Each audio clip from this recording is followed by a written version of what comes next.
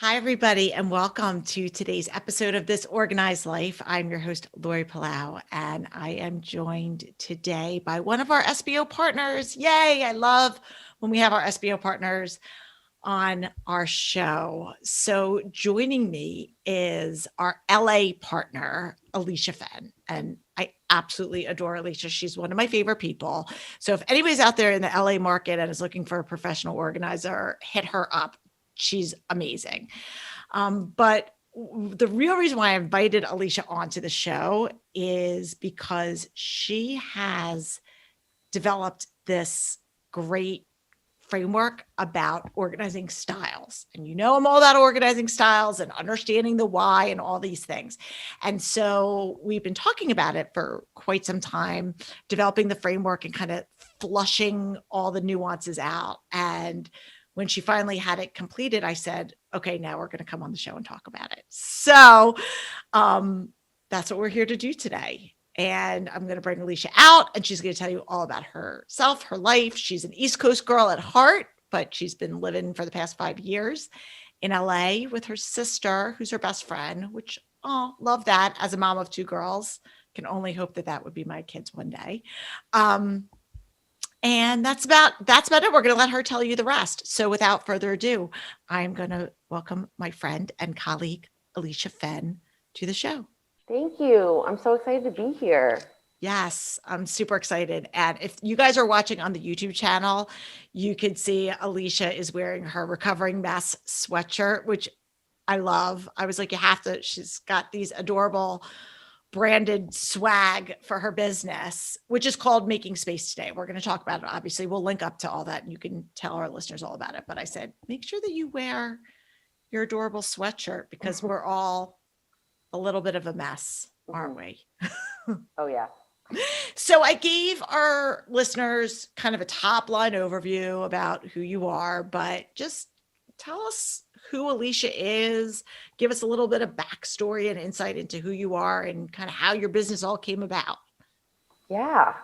So, like you said, I'm originally from the East Coast. So, I grew up a little outside of Boston and moved out here about just over 5 years ago. And had always dreamed of living in California. And somehow my sister made it out here a year before me. So, I road tripped in and met her. And about a year after I moved, I'd previously been working as a manager of sales development at this company, and it was great. Wasn't really fueling my soul in terms of fulfillment and what I wanted to do with my life, and so I quit my job and started Making Space Today. So that's like a million people's dreams, like to say, okay, I just want to up and quit. So walk us through, just because we have a lot of people that listen that are either aspiring professional organizers, or maybe it's even in a different field. Maybe it's not even organizing. But was your experience kind of starting it as that like side hustle type thing, or did you just go all in? I'm just curious if you could just share your story with us. Yeah, I'd organized it. It never like occurred to me that it would be a job or that this would be my career. I had organized a little on the East Coast for friends and families, and then um, I had one kind of client that I did her like, loft and jewelry area. So that was probably the biggest project out there. And then when I moved here, I did a weekend seminar, and in the seminar, I realized like I hadn't really explored my passions much, and was kind of just going wherever life took me, which is totally fine.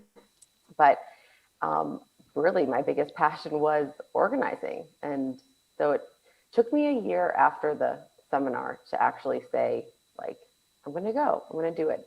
And not to be dramatic, it was I kind of like saw how much my I don't know if my soul was being crushed at that job, but just like how it really wasn't what I wanted to be doing once I figured out that I could start my own company.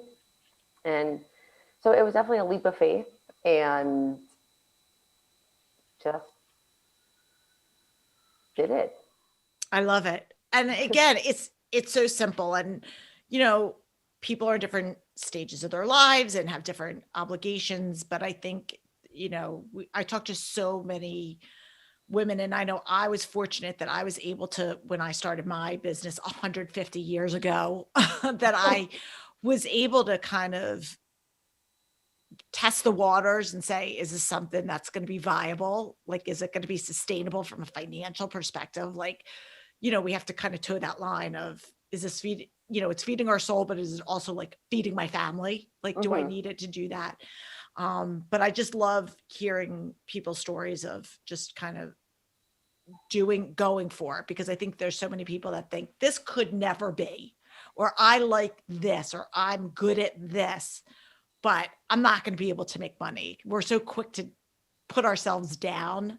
And so I love when people take that plunge and are successful, like yourself. And I have to say, I had a lot of support around me, so it made it wasn't just me against the world. I did have a team of people helping. So that's awesome. Yeah. So you've spent a lot of time, obviously, the core of your business, because again, we talk about this, that organizing is such a spectrum. There's organizers that have different styles from their approach to things.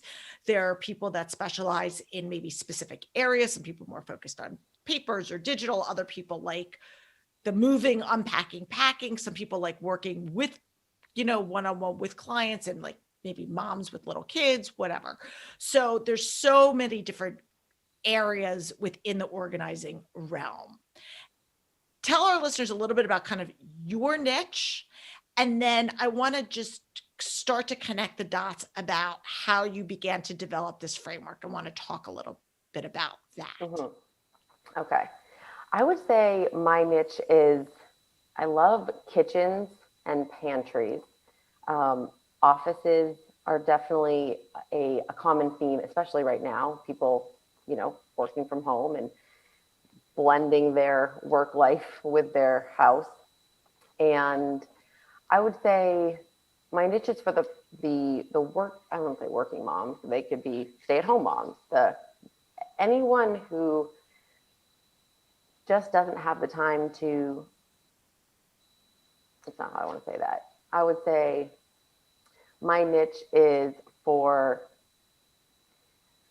the person who just doesn't want to do it themselves and like knows they want to have their desk organized or their kitchen organized and isn't going to do it themselves.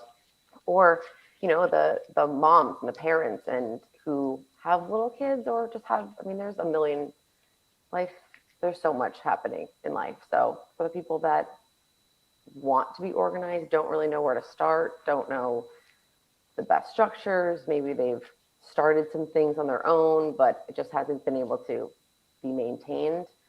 So I think it's interesting because you said something, and obviously I'm familiar with the framework and we're going to talk about it.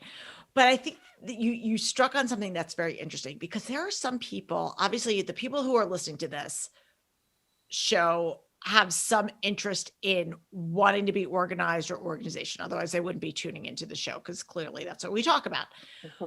But there's a large portion of people that it's just that whole they have no interest in really learning. It doesn't bother them. They don't have that, but maybe it's affecting other people in their lives, or they know like this is something I need to do, but I would just rather outsource this, throw money at the problem and not deal with it, even though it's something that needs to get done. And I look at that as we looked at, where you were really developing, I was just kind of weighing in my 2 cents, your framework about these 5 different organizing styles. Can you just walk us through, like maybe name them all, and then we'll unpack each one as we go? Yes. So the 5, so there's the stacker, the shover, the shopper, the indifferent. So I'm going to say that again.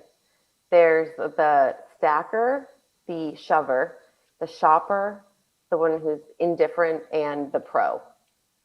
So the stacker is probably most related to like the organized chaos. They have their stacks of papers, even stacks of clothes. Like there's just things get piled on top of each other, and you probably hear, well, I know where it is in the pile or the stack. And how far into each one do you want me to go? You could just do, I mean, a couple of minutes. Like, I think you're fine. I don't think you don't have to give away all the secrets, but I think you could, I think you're, Okay. yeah. So then the shover is more of the like out of sight, out of mind. So everything kind of may look organized on the surface, but once you open a cabinet or a drawer, it's mayhem.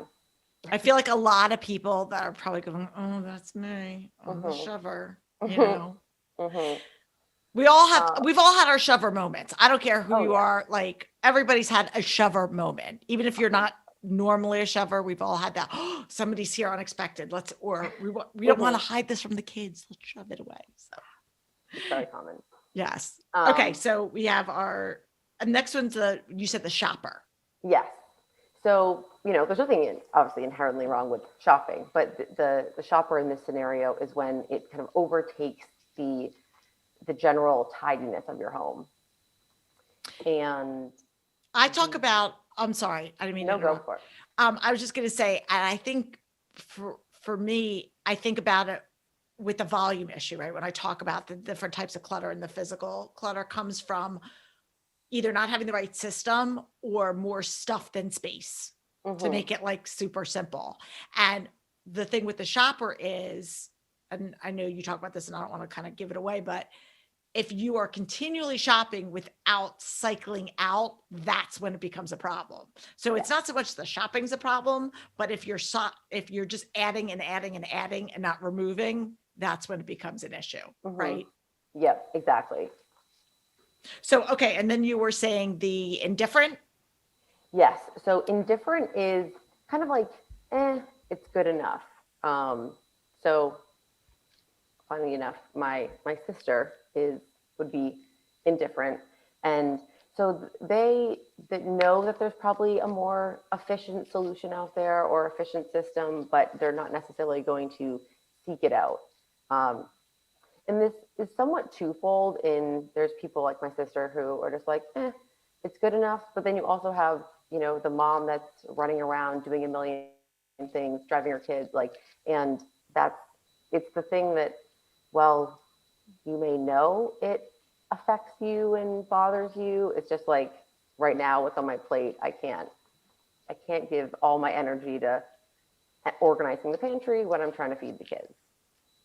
I think that's a lot of people too. Yeah. I mean, I'm like listening, I'm like, I think that's a lot of people, but I think that's a big one for people is I just can't deal with it right now. Like I can't deal with it. It's just that's just one more thing, even though I know I need to do this, I just can't think about it. And then what's the fifth one?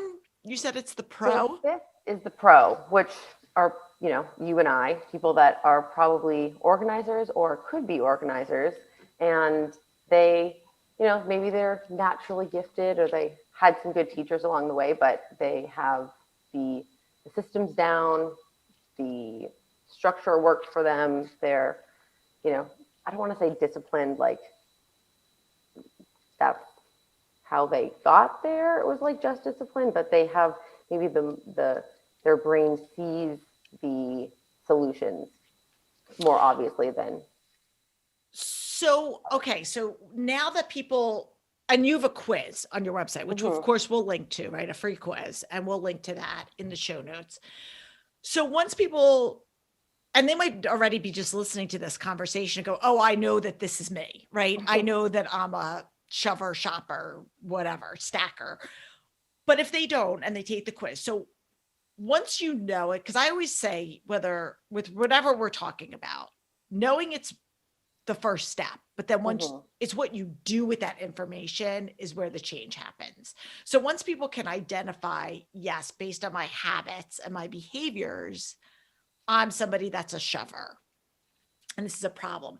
So can you just provide us some specific strategies or tactics that each of these could use, like maybe to help them if they want to find a more efficient way to organize?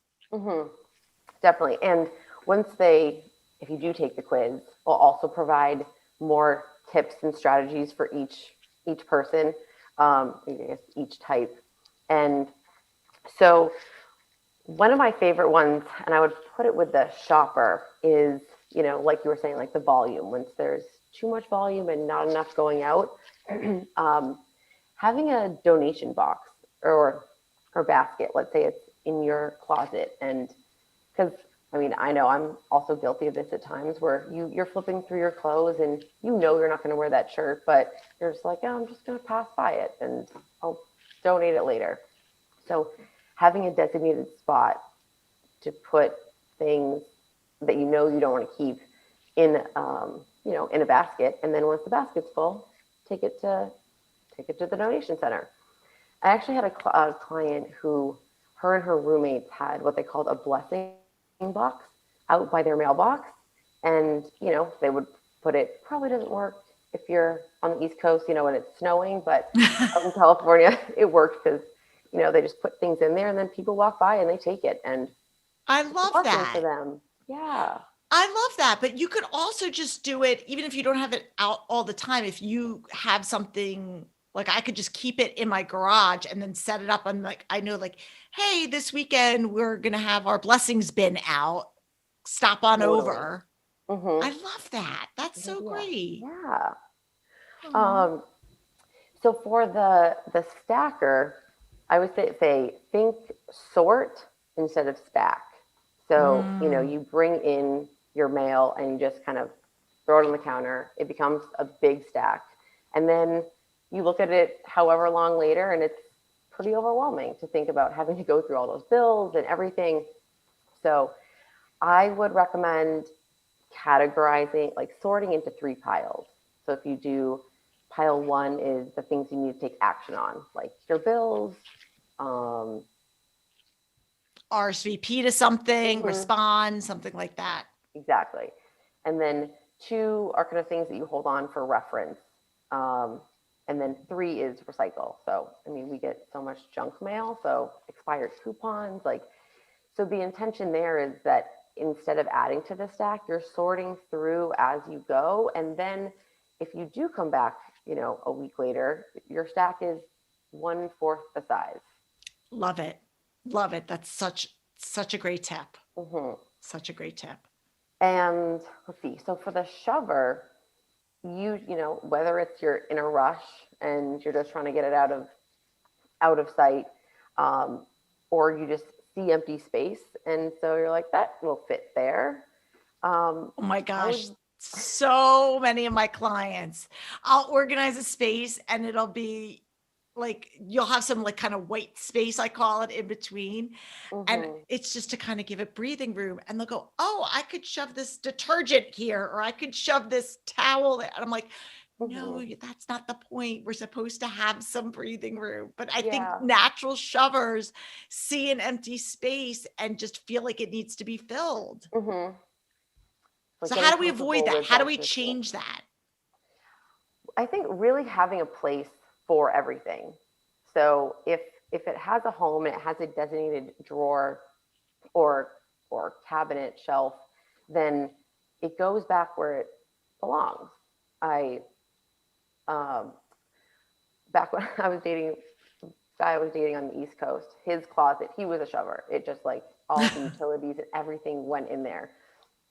And I organized it, and it took some practice for him, but it was like when you take the duct tape out of the closet, it goes right back into where the duct tape lives. And over time, he has stuck to it, He and it's has? made he has. Oh, that's He'll send me awesome. he'll send me pictures of like, look at I organized this, and he's pretty crafty, so he made like his own dividers in his drawers, and yeah, Oh, that's it, I love hearing success mm-hmm, stories.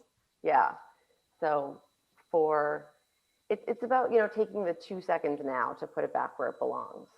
Well, I think this another thing, and we'll talk about this because after our break, I want to come back and we're going to talk a little bit about the Enneagram. But I Mhm. think for some people, when it comes to shoving, it's because they just don't even want to see it. It's not just like, oh, here's an empty space. It's clutter stresses me out and I just don't want to see it. And so I just want to get it away so that I feel calm. And it's that whole act of just out of sight, out of mind. I'm putting it away. So it keeps my stress level at bay. Mhm. So I think understanding like why are you a shover or why are you Mhm. a stacker? Like really looking into it and trying to identify like what's my reason. I think it's really going to be super helpful. Yeah, totally. Because then when you go back to look for something, you still have to go into that mess, and so the stress is there again. So it's kind of a momentary breathe Yeah. breathing room, My but doesn't actually Sorry, my isn't actually earpiece is like organized. not working. Okay, so then talk about with the indifferent and the pro. So the pro, it's less about it's. Let's see. So for the pro is I'm actually not going to the pro first. It's okay. I'm gonna do so for the one who's indifferent. The I think the tip is to kind of look to see who you live with and if they are as indifferent with the clutter as you are. Mhm. So my How about if I prompt you? I have an idea.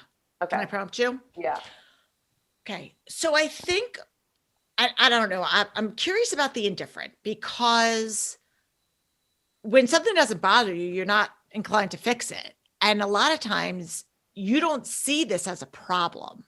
And so I know when I talk to people like, and I'm sure you've gotten this as an organizer, where someone goes, oh my gosh, I need to buy you as a gift certificate for my fill in the blank, my mom, my best friend, whatever.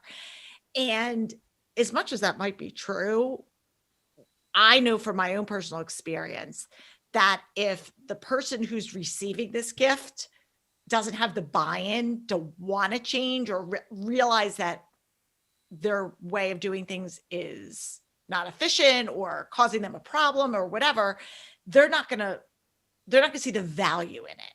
And so with the other, the shopper, the shover, the stacker, they're at least the shover and the stacker, like they're attempting, right? Might not be the mhm, most efficient way, but they know that clutter is a thing and they're trying to figure out their method. When you have person who's indifferent, don't really care. So they're like less likely to want to fix it. So how do you get through to somebody like that? that's a great question. I think they kind of have to discover their why. Like why is it that they how would it make a difference for them? So if it's we spend almost an hour a day, I think, like looking for things. Like we lose an hour just trying to find stuff. So, is their time valuable to them? Do they like what would they do if they had an hour um, more in their day? And so there's that for themselves. And then if they live with other people, their indifference could be affecting their partner. If the dishes in the sink don't bother you, that's fine if you live alone. But if you don't and you have a partner or kids or whoever that you live with, is it bothering them to the point where they're getting like resentful or just frustrated? So I think it's Yeah, so I think the tip is actually for anybody that's listening to this is my takeaway is if you live with somebody, because there's probably people that are listening going, oh my gosh, my kids are indifferent, my spouse is indifferent, my whatever, my roommate's indifferent. Unfortunately, I think the responsibility, a lot of that is opening that line of communication has to come from the other person who's mm-hmm, living with somebody who's indifferent. Because again, they might not be doing it out of, you know, intentional, like to be like upset you or make you feel unappreciated or whatever the case is. It just might not be on their radar, or, again, like you said, it just might not bother them. So I'm going to challenge anybody that says, yes, my spouse is indifferent and I'm not, and I'm resentful, to open that line of communication and saying, I recognize that you might be indifferent to this, but I'm not. And when you leave your stuff around, this is how I feel, or this is what it's causing additional stress for me. So, I hate to put more on somebody else's plate, but I think a lot of times an indifferent person isn't going to even notice they're indifferent. Totally. That's exactly right. And it's kind of like a love language. Like, Yes. like if I need, let's say, words of affirmation and you are a gift giver, then your gifts aren't really, it's not my love language. So it's like, my love language is, if they're indifferent, then how can you have it work? They probably don't even know. And maybe they do know, but I think it's key to kind of also talk about, like, well, why does it's not just about the dishes in the sink. It's like how you experience your space when it is clean and organized versus when it's messy. Like, I have peace of mind and clarity when things are organized. And so I agree. I love it. Definitely opening the lines of communication. Now, what about the pro? Because the pro might go, well, clearly I'm a natural organizer. I'm great at this. What can the pro take away from this? Obviously, there's validation and affirmation of like they're on the right track. They're doing a great job. So kudos to anybody that falls under that pro category. But what's a learning opportunity for them? For the pro, it's really about like teach instead of do. Not to say instead of, but if you're the one pro in your household and you just find yourself organizing and everyone else is, messing things up, but you're just going around and doing it, to instill what you know and the strategies, kind of like in the thought process of thinking in, I need to say who you live with, but even your friends. So it's like teaching, what is the saying? Teach a man to fish and he'll eat for a lifetime. Yeah, that. Yeah. So. No, I think it's great. And I see that a lot with my friends, even in real life, let alone people that I talk to who say, everyone else, no one knows how to do anything. So I do it all. And the short-sightedness of that is it gets done. Right. And I get it. Like, it gets done and it gets done correctly or in the way you want it. But the long term is, you're not teaching life skills if it's a parent-child relationship, but also then it's adding burden and responsibility to you, because heaven forbid you go away for a weekend and then everything else goes to pot, and then you come back and you're dealing with picking up everybody's mess, literally. Exactly. Exactly. I love it. We're going to take a quick break and we're going to come back. I want to talk a little bit about the Enneagram, because you and I have obviously talked about it offline, and I want to talk about you and your type and kind of how that plays in with your relationship with clutter and what you do. So sit tight.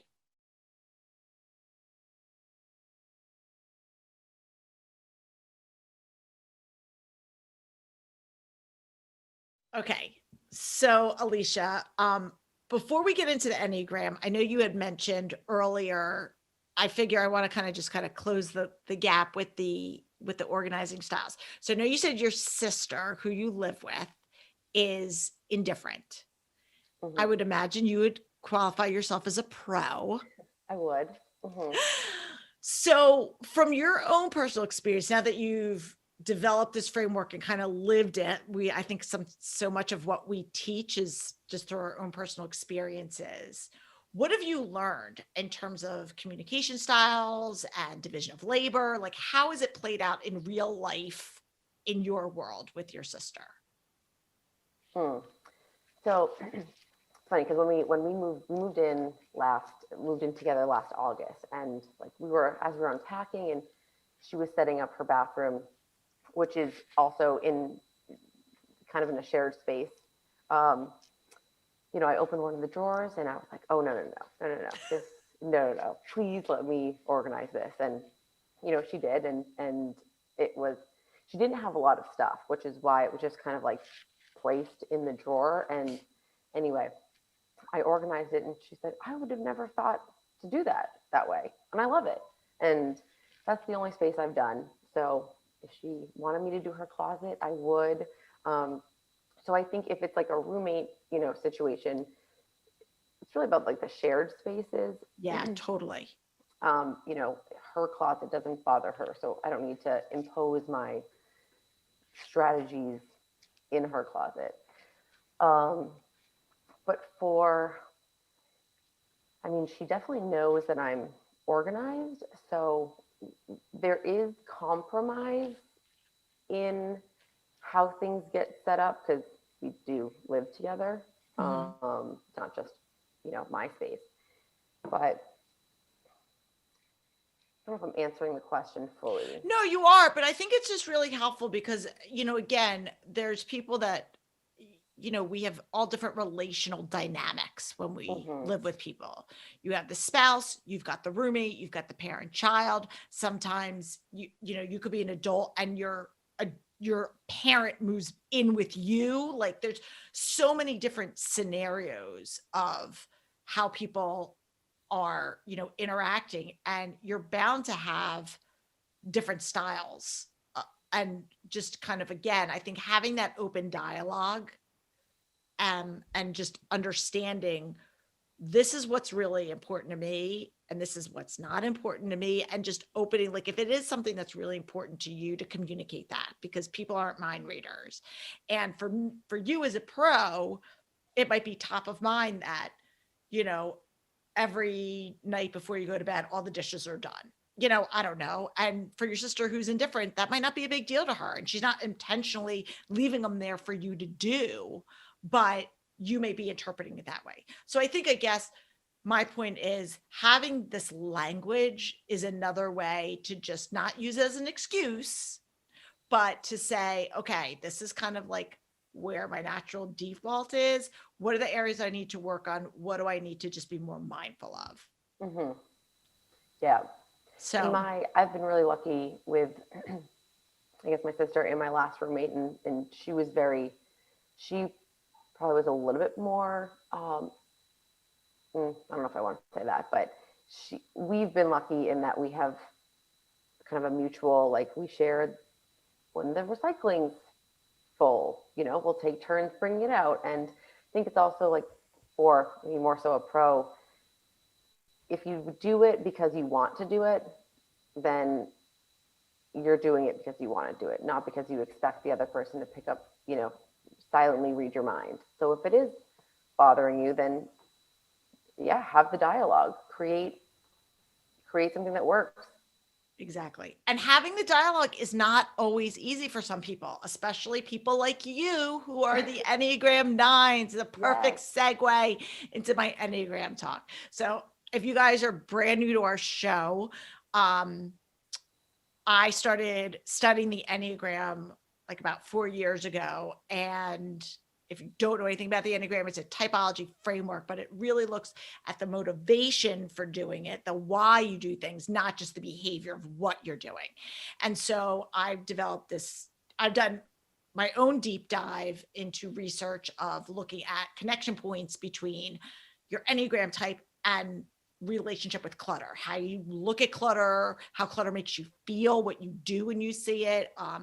And so that's something that I've spent a lot of time, and I talk to people that are in the pro space like Alysha, as well as people that are clients that struggle with clutter, to kind of see what does their Enneagram type say about, how they look at things.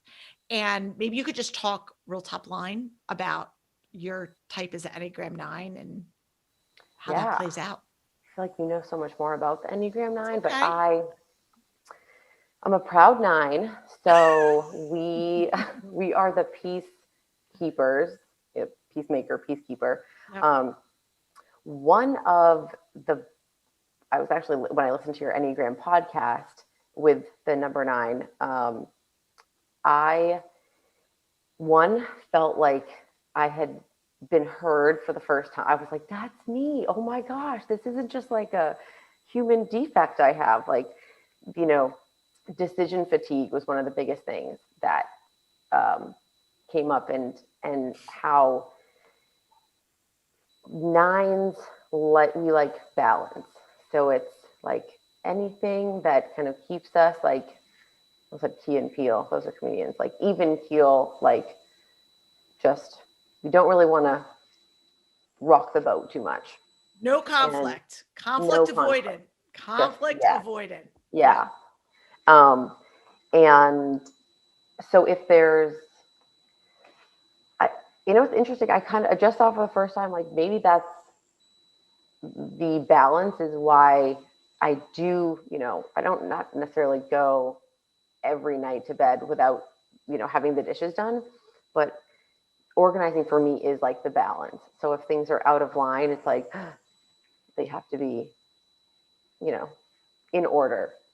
Um, but one of the, I guess, I don't know, there's a terminology for it, but I can't remember what it is, but like the slothiness, Yeah, where, so each of the Enneagram types has like a connection point to the seven deadly sins is what they really say. And so it's kind of like the nine connection point has to do with that slothiness of just not, it doesn't mean that you're a sloth. It just has that tendency for just needing that time to recharge. kind of wanting to like chill. Yeah. And yeah.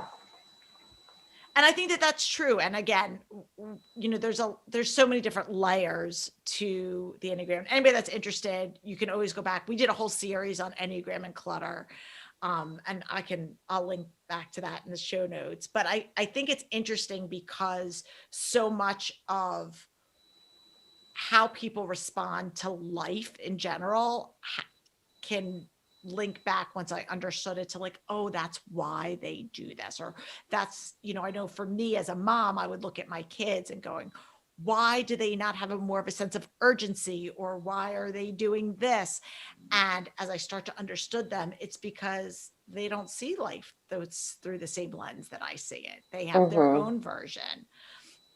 And again, I think from a communication standpoint, these are great talking points. They're great launch pads, looking at these frameworks to say, okay, this is kind of where my natural default is, but that doesn't mean that that's an excuse where, well, I'm indifferent, so that's it. You just got to live with it.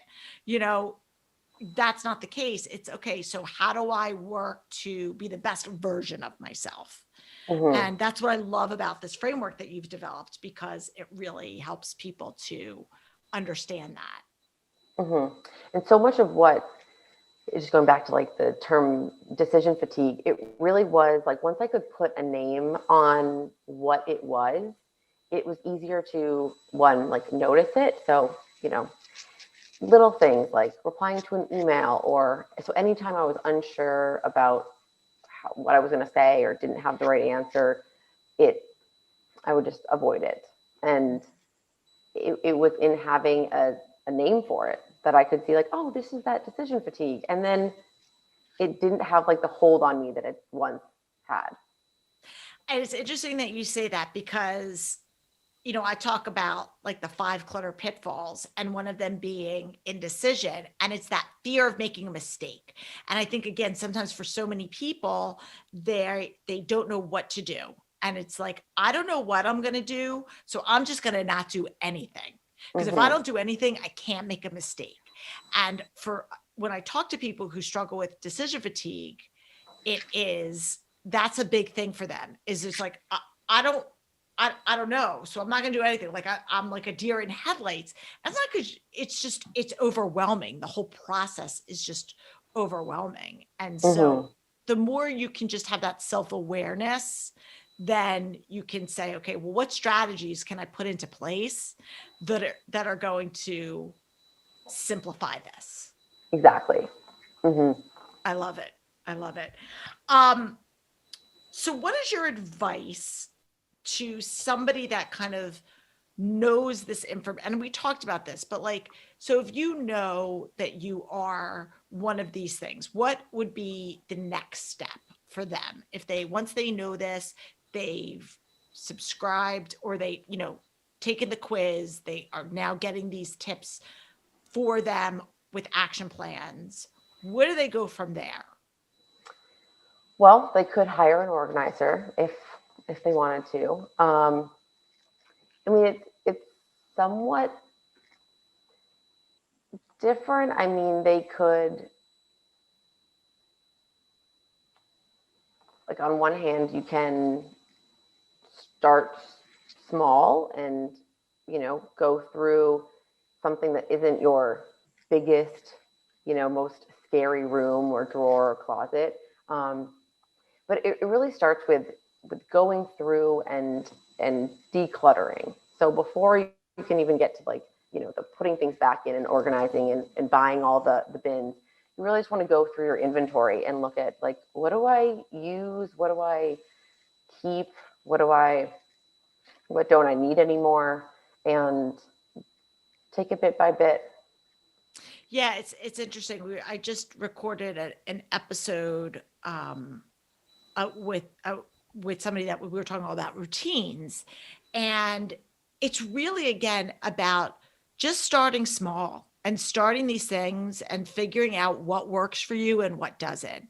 Mm-hmm. And if you are aware that you have a particular tendency, and this goes for anything, but specifically looking at your framework, and you know that this is what I am, and I'm not going to white knuckle it. If I love to shop, and I'm not necessarily going to like change who I am, maybe that's part of, like, you use it as an activity or as an outlet or whatever it is. This is what I like to do. And it's like, okay, well, but how can we manage this space? How can, or with this area of our life, and so that that it remains a blessing and isn't something that's causing us stress? Because it's when something starts causing you stress and anxiety, then it's no longer a blessing. And Mm-hmm. so if you shoving stuff in a drawer helps for 5 minutes, that's great. But then are you spending an hour looking for it because you shoved it in a drawer, but you don't remember which drawer you shoved it into? So think about, I guess, for me, I'm thinking, big picture, like think about the long-term implications of your tendency. Think about, what does that mean in the big picture? So I'm a shover. If I'm doing it for 5 seconds while we have somebody over, not a big deal. But if I'm making this a pattern of behavior, is this impacting other areas of my life? And if the answer is yes, then you want to look to make some changes. Totally. And it really comes down to, like, the mindfulness of, once you notice yourself, like, oh, I'm about to stack, or I'm about to Yes. shove, then that's when you can, like you said, if it's just real quick out of the way. But if it does become the habit, just, it takes breaking the habit. And so first being aware of what you're doing when you're doing it. Exactly. I love it. All right, Alysha, now that we've given all this great information, or you've given all this great information, where can our listeners take the quiz, learn more, connect up with you, all the things? They can go to my website. So it's making www.makingspace.today. And so the quiz is on there. You can check out the merchandise and buy a sweatshirt. And we have gift cards. I'm also on Instagram. And I know you're going to Yep, post a I'm going to handle. link to all of this, so people don't have to worry about stopping what Perfect. they're doing if they're walking the dog Mm-hmm. or cleaning their house or whatever. We'll link up to it. Yep. You can find me on Instagram, also on Facebook. I'm not as active on Facebook, but And Instagram, Alysha's my also, website. you can also find Alysha on the SBO partner page because she is in our network. So if, you are interested in learning more about her or any of her services, you can connect up directly through our website. And from there, you can connect up with her website, Instagram, Facebook, all the places, all the things. We have it all. So this has been awesome. We're going to take one more quick break. We're going to come back, do our wrap up questions, and then we'll let everybody go. So hang tight and we'll be right back.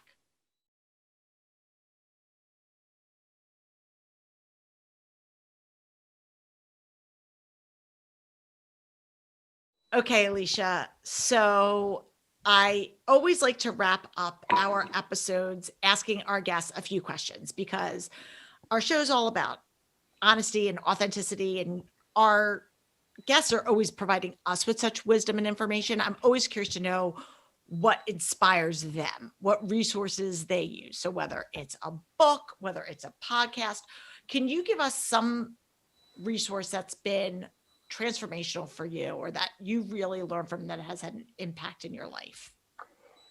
Yes.